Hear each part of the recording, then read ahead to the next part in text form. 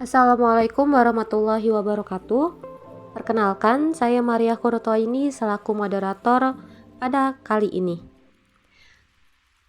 Materi kami mengenai tentang hukum Mendel yang disusun oleh kelompok 2 yang beranggotakan Maria Kurotoini, Nadia Adawiyah, Pratiwi Devi Kurniasi, dan Syifa Royhana Nurul Latifah.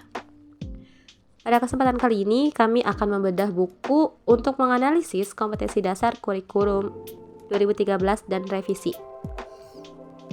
Kompetensi dasarnya yaitu 3.5 memahami pola-pola hukum Mendel, 4.5 mengaitkan pola-pola hukum Mendel dengan peristiwa yang ditemukan sehari-hari. Selanjutnya akan membahas tentang ketiga buku tersebut yang akan dijelaskan oleh Syifa Royhana. Kepada Syifa Royhana dipersilakan. Baik, selanjutnya yaitu tentang analisis buku. Kami mengambil 3 referensi buku. Nah, buku yang pertama kami mengambil buku biologi SMA kelas 12 2013, kurikulum 2013.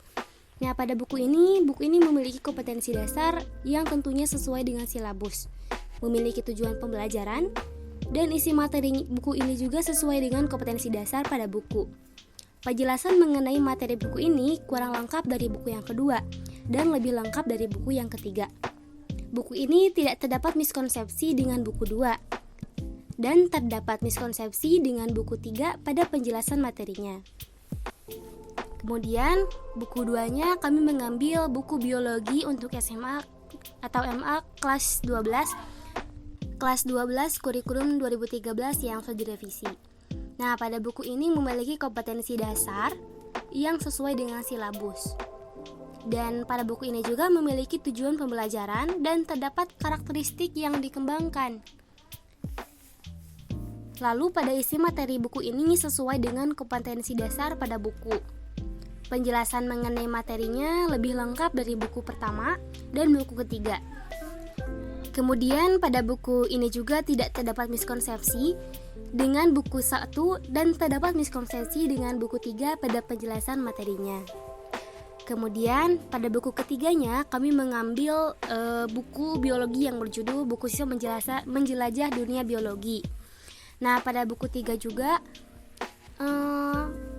pada buku 3 ini tidak memiliki kompetensi dasar, tetapi materinya sesuai dengan silabus. Kemudian buku ini juga memiliki tujuan pembelajaran. Isi materinya sesuai dengan kompetensi dasar silabus. Penjelasan mengenai materi kurang lengkap dari buku 1 dan buku 2. Dan buku ini juga terdapat miskonsepsi dengan buku 1 dan 2, yaitu pada tujuan pembelajaran dan juga pada materi buku ini tidak ada penjelasan tentang menghitung jenis gamet, fenotip, dan genotipnya. Sedangkan pada buku 1 dan buku 2 terdapat penjelasan tentang materi tersebut. Nah, itulah perbedaan dari buku 1, buku 2, buku 3 yang sudah kami analisis. Selanjutnya saya akan menjelaskan tentang tinjauan pustaka. Dari tinjauan pustaka itu sumber yang ke-1 dari biologi untuk SMA atau MA kelas 12 dari penerbitannya Erlangga kurikulum 2013. Yang sumber keduanya yaitu biologi untuk SMA atau MA kelas 12 penerbitan Erlangga kurikulum 2013 yang revisinya. Yang ketiga sumber ketiga ada buku Siswa Menjelajah Dunia Biologi, penerbitannya 3 serangkai kurikulum 2013 yang revisinya.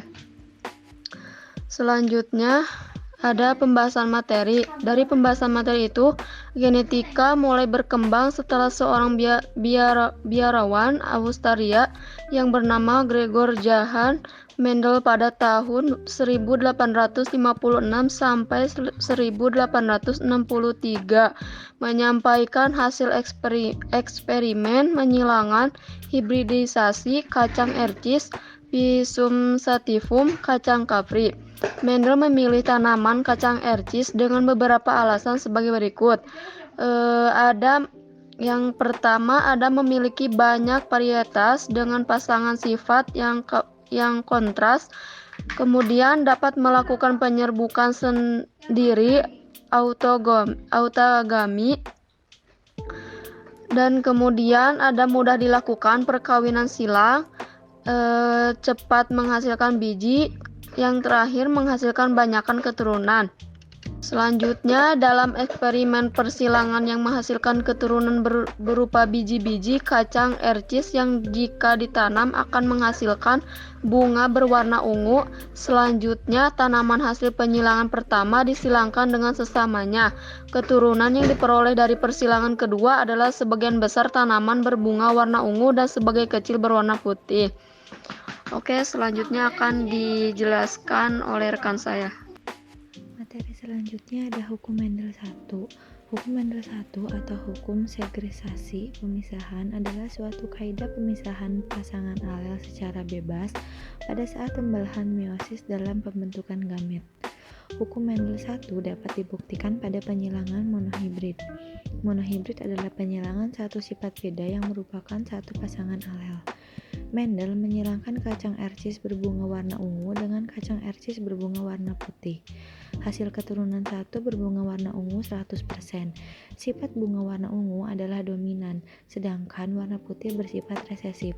Jika bunga berwarna ungu keturunan 1 atau F1 disilangkan dengan sesamanya atau inbreeding, akan dihasilkan keturunan 2 atau F2 berupa bunga berwarna ungu sebanyak 75% dan berwarna putih sebanyak 25%. Untuk contoh diagram penyilangan monohibrid dapat dilihat pada tabel di samping. Hukum Mendel 2 atau hukum asortasi berpasangan secara bebas adalah suatu kaidah yang menyatakan bahwa setiap alel dapat berpasangan secara bebas dengan alel lainnya yang tidak sealel pada waktu pembentukan gamet. Hukum Mendel 2 dapat dijelaskan dengan penyilangan dihibrid, yaitu penyilangan dengan dua sifat beda atau dua alel yang berbeda. Misalnya sifat biji bulat dan keriput atau warna biji kuning dan hijau.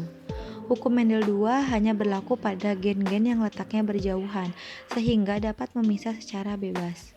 Pada gen yang letaknya berdekatan, cenderung akan terjadi tautan atau tidak dapat memisah secara bebas. Pada penyilangan tanaman kacang ercis berbiji bulat dan berwarna kuning dengan tanaman kacang ercis berbiji keriput berwarna hijau, dihasilkan keturunan pertama atau F1 kacang ercis berbiji bulat dan berwarna kuning. Bentuk biji bulat dan berwarna kuning bersifat dominan, sementara itu bentuk biji keriput dan berwarna hijau bersifat resesif.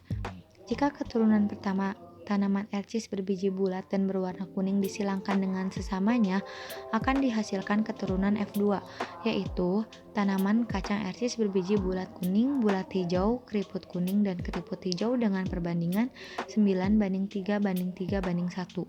Diagram penyilangan dihibrid dapat dilihat pada tabel di samping. Materi selanjutnya penyimpangan semu hukum Mendel.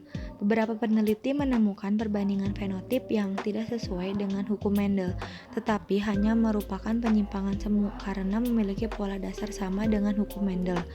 Penyimpangan ini terjadi karena adanya beberapa gen yang saling mempengaruhi dalam menunjukkan fenotip.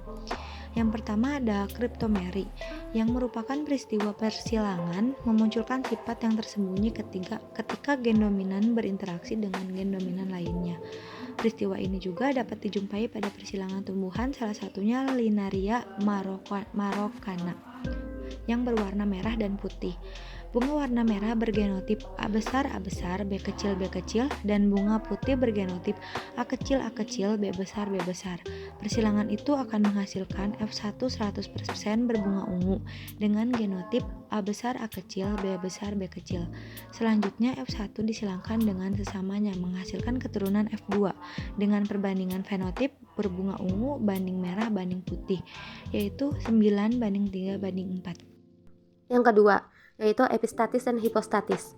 Epistatis dan hipostatis merupakan peristiwa gen dominan menutupi gen dominan lain yang bukan alelnya. Epistatis adalah gen yang menutupi, sedangkan hipostatis adalah gen yang tertutupi. Peristiwa ini dapat terjadi pada persilangan gandum berkulit biji hitam galur murni dengan gandum berkulit biji kuning galur murni. Peristiwa ini juga dapat terjadi pada hewan dan manusia. Pada hewan itu sering kita jumpai pada warna rambut tikus, sedangkan pada manusia dapat kita jumpai pada warna mata.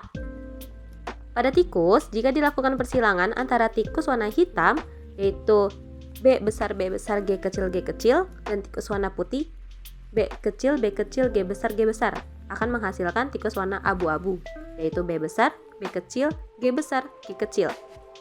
Persilangan sesama F1 akan menghasilkan keturunan F2 dengan komposisi warna abu-abu banding hitam banding putih sama dengan 9:3:4.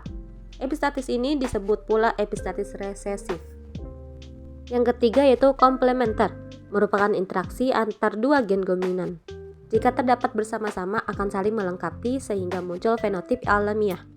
Jika salah satu gen tidak ada, maka pemunculan sifat terhalang. Dalam interaksi ini, setiap gen bersifat epistatis bagi gen yang lain. Pada manusia, peristiwa ini dapat dijumpai pada penentuan sifat bisu tuli. Perkawinan pria bisu tuli dengan wanita bisu tuli dapat menghasilkan keturunan yang normal. Lalu yang terakhir itu ada polimeri, yaitu interaksi dua gen dominan yang bekerja sama dalam memunculkan satu fenotip tunggal. Salah satu gen dominan atau bersama dengan gen dominan lain akan memunculkan fenotip dominan. Sebaliknya, jika dalam genotip tidak terdapat gen dominan, maka akan muncul fenotip resesif. Peristiwa ini terjadi pada persilangan gandum berbiji merah dengan gandum berbiji putih.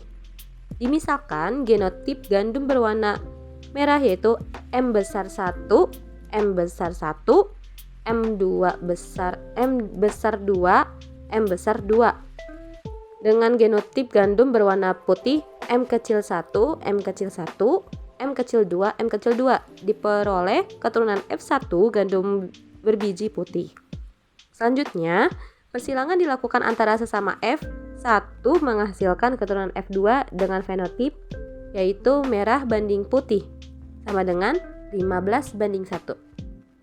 Sekian dari kelompok kami, kurang lebihnya mohon maaf. Wassalamualaikum warahmatullahi wabarakatuh.